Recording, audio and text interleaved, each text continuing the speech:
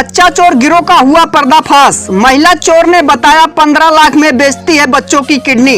तो दोस्तों, अगर आप भी देखना चाहते हैं इस महिला चोर ने क्या खुलासा किया है तो इस वीडियो को एक लाइक करिए और चैनल को सब्सक्राइब करना बिल्कुल ना भूलें। दोस्तों, 2022 में एक बार फिर बच्चा चोर का मामला खूब वायरल हो रहा है।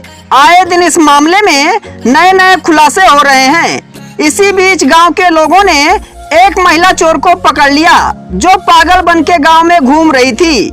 महिला चोर को पकड़ने के बाद गांव वालों ने मीडिया को बुलाया। मीडिया के पूछताछ में महिला चोर ने जो खुलासे किए हैं उसे सुनकर आपके होश उड़ जाएंगे।